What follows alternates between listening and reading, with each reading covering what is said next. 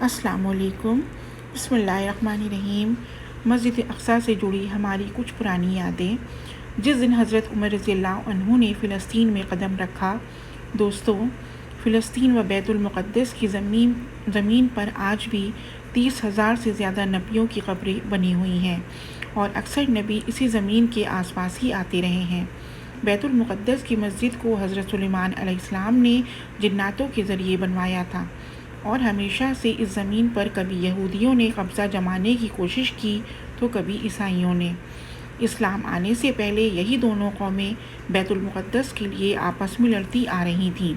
یہاں تک کہ فلسطین میں جب کوئی یہودی بادشاہ بنتا تو بیت المقدس کے آس پاس بسنے والوں کو سارے عیسائیوں کو قتل کر دیتا، اور جب کوئی عیسائی بادشاہ بنتا تو بیت المقدس کے آس پاس بسنے والے سبھی یہودیوں کو قتل کر دیتا۔ صدیوں سے یہی ہوتا چلا آ رہا تھا۔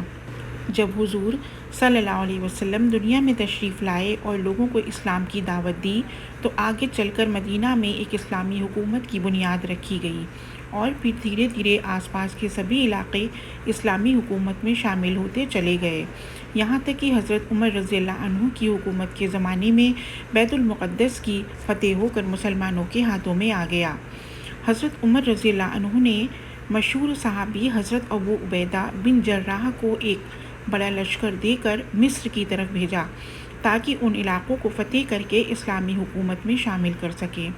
حضرت ابو عبیدہ نے بہت سی جنگیں لڑ کر مصر و یمن اور آس پاس کے سبھی علاقوں کو فتح کر لیا۔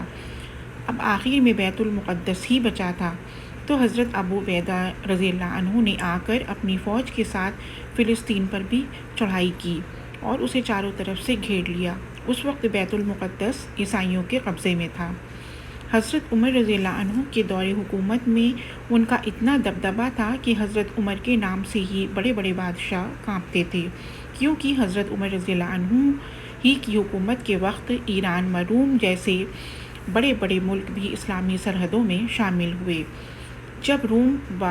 ایران جیسے طاقتور دیشوں کی بادشاہوں نے بھی حضرت عمر رضی اللہ عنہ کے سامنے گھٹنے ٹیک دیے تو باقی چھوٹے چھوٹے ملکوں کو یقین ہو گیا کہ اب حضرت عمر جدھر بھی اپنا رخ کریں گے اس علاقے کو فتح کرنا ان کے لیے کوئی مشکل نہیں۔ اس لیے اس وقت کے چھوٹے چھوٹے بادشاہ حضرت عمر رضی اللہ عنہ کے نام سے ہی کانپتے تھے، اور اسلامی حکومت 35 سال مربع میل تک پھیل چکی تھی۔ اب حضرت عمر رضی اللہ عنہ کا خوف تو پہلے ہی سے ہی فلسطین عیسائیوں میں بیٹھا ہوا تھا، تو جس وقت حضرت ابو عبیدہ نے جا کر بیت المقدس کو ہر طرف سے گھیرا اور عیسائیوں کو مجبور کیا کہ وہ بیت المقدس مسلمانوں کے حوالے کر دیں، تو پہلے تو عیسائیوں نے مخالفت کی،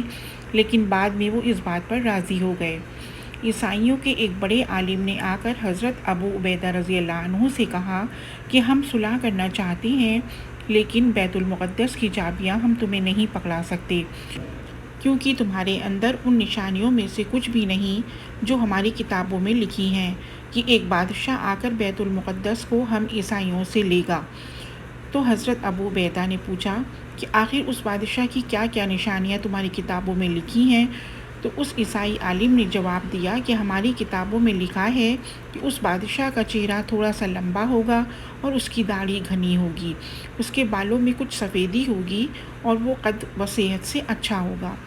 یہ صفتیں سن کر حضرت ابو عبیدہ نے مسکراتے ہوئے کہا کہ اے عالم، تم جس انسان کی بات کر رہے ہو وہ ہمارے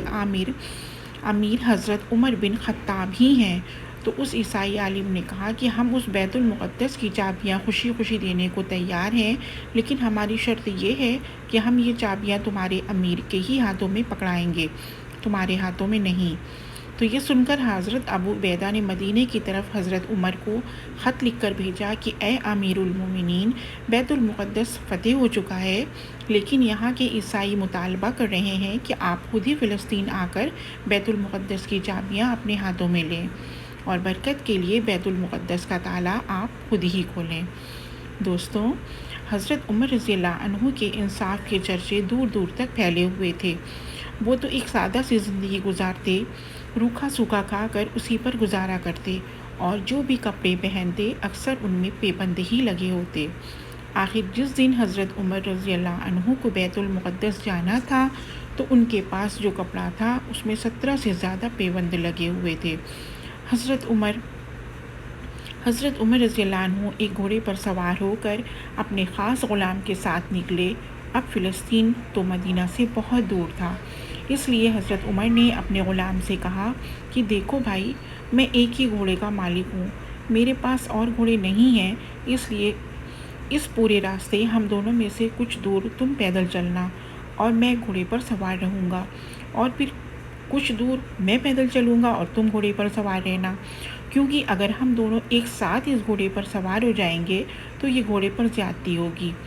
اور عمر اپنی حکومت میں یہ برداشت نہیں کر سکتے کہ کسی کی مخلوق پر کوئی زیادتی ہو۔ آخر حضرت عمر رضی اللہ عنہ اپنے غلام کے ساتھ فلسطین کی طرف روانہ ہوئے۔ پیر میں پھٹے ہوئے جوتے تھے، کپڑے پر 17 پیوند لگے ہوئے تھے۔ تھوڑی دور خود گھوڑے پر سوار ہوتے اور غلام کی لگام پکڑ کر چلتے، اور کچھ دور غلام کو گھوڑے پر سوار کرتے اور اس کی لگام پکڑ کر چلتے۔ کئی دنوں کے سفر کے بعد یہ دونوں حضرات فلسطین کے قریب پہنچے تو اتفاق یہ ہوا کہ جب فلسطین کے اندر داخل ہونے کا موقع آیا تو اس وقت گھوڑے پر سوار ہونے کی باری غلام کی تھی، لیکن غلام نے حضرت عمر رضی اللہ عنہ کے سامنے ہاتھ جوڑتے ہوئے کہا کہ اے امیر المومنین، فلسطین قریب آ چکا ہے، یہاں ہزاروں عیسائی شہر کے باہر کھڑے آپ کا انتظار کر رہے ہوں گے، اس لیے میں آپ کی باری چھوڑتا ہوں تاکہ آپ گھوڑے پر سوار ہو کر شان و شوکت کے ساتھ فلسطین میں داخل ہوں۔ لیکن حضرت عمر رضی اللہ عنہ نے کہا کہ یہ ناانصافی ہے، جب باری تمہاری گھوڑے پر بیٹھنے کی ہے تو تم ہی بیٹھو، اور آخر مجبور ہو کر غلام کو گھوڑے پر بیٹھنا ہی پڑا۔ حضرت عمر رضی اللہ عنہ نے گھوڑے کی لگام پکڑی اور فلسطین شہر میں داخل ہو گئے۔ عیسائی جھنڈ کے جھنڈ بنا کر شہر کے باہر کھڑے تھے کہ آج ہم اس خلیفہ کو دیکھیں گے جس کے نام سے ایران مروم کی حکومتیں بھی کانپتی تھیں۔ لیکن دوستوں، آج وہ خلیفہ ایسی حالات میں فلسطین میں داخل ہوا کہ اس نے اپنے غلام کو گھوڑے پر سوار کر کے خود اس کی لگام پکڑے پیدل آ رہا تھا۔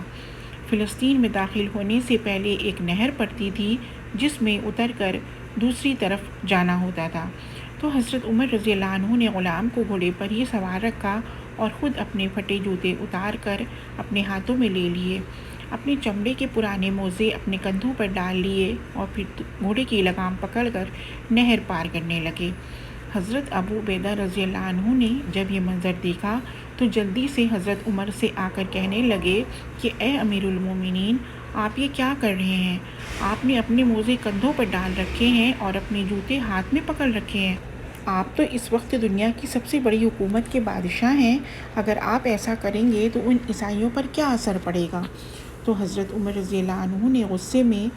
زمین سے کچھ کنکریاں اٹھا کر حضرت ابو عبیدہ پر ماری اور کہا کہ تمہیں شرم نہیں آتی کہ ابھی حضور صلی اللہ علیہ وسلم کی وفات کو کچھ ہی دن گزرے ہیں اور تم دنیا کی رنگینیوں میں کھیلنے لگے ہو؟ پھر حضرت عمر رضی اللہ عنہ بیت المقدس میں پہنچے، عیسائیوں سے چابی لے کر خود ہی مسجد کا دروازہ کھولا اور ممبر پر چڑھ کر ایسا اثر انداز خطبہ دیا کہ جسے سن کر سبھی کی آنکھوں میں آنسو بھر آئے۔ عیسائیوں کے سب سے بڑے عالم نے آ کر حضرت عمر رضی اللہ عنہ سے کہا کہ اے امیر المومنین، اگر آپ شان و شوکت کے ساتھ ہمارے شہر میں آتے تو ہم صرف آپ کو چابیاں دے کر الگ ہٹ جاتے، لیکن آج آپ کا اپنے غلام کے ساتھ انصاف دیکھ کر ہم اتنا آپ سے متاثر ہوئے ہیں کہ ہم سب کلمہ پڑھ کر مسلمان ہوتے ہیں، اور پھر اسی وقت فلسطین کے سارے عیسائیوں نے اسلام قبول کر لیا۔ دوستوں، ابھی تک بیت المقدس دوسری قوموں کے ہاتھ میں رہا تھا، آج پہلی بار حضرت عمر رضی اللہ عنہ کی نگرانی میں بیت المقدس کے اندر نماز کے لیے اذان ہونی تھی۔ اب اذان کے لیے کس کو بلایا جاتا تو سب کی نظر ایک ہی انسان پر تھی جو کہ حضور صلی اللہ علیہ وسلم کی موجودگی میں ساری زندگی مسجد نبوی میں اذان دیتے رہے، اور وہ تھے حضرت بلال حبشی۔ حضور صلی اللہ علیہ وسلم کی وفات کے بعد حضرت بلال رضی اللہ عنہ نے قسم کھائی تھی کہ میں اب ساری زندگی کبھی اذان نہیں دوں گا، کیونکہ جب بھی وہ اذان دینے کے لیے کھڑے ہوتے تو حضور صلی اللہ علیہ وسلم کو اس قدر یاد کرتے کہ ان کا رو رو کر برا حال ہو جاتا، اور صحابہ اکرام بھی حضور صلی اللہ علیہ وسلم کی اس جدائی کو برداشت نہ کر پاتے۔ لیکن جب بیت المقدس فتح ہوا تو حضرت عمر رضی اللہ عنہ نے بلال حبشی کو پاس بلا کر کہا کہ اے بلال، جاؤ اور ممبر پر کھڑے ہو کر رسول کے زمانے والی اذان دو۔ حضرت عمر رضی اللہ عنہ کے حکم پر بلال حبشی مجبور ہو گئے، اور پھر انہوں نے ممبر پر کھڑے ہو کر جیسے ہی اللہ اکبر کی صدا بلند کی تو حضور صلی اللہ علیہ وسلم کو یاد کر کے سارے صحابہ اکرام رونے کی آوازیں ہر طرف گونجنے لگیں، اور ایسا لگ رہا تھا کہ جیسے دل پھٹ کر منہ میں آ جائے گا۔ حضرت عمر کا رو رو کر برا حال ہو گیا، اور پھر کھڑے ہو کر خطبہ دیا کہ اے لوگوں، بچپن میں میرا باپ خطاب مجھے اس بات پر مارتا تھا کہ میں بکریاں سنبھال نہیں پاتا تھا،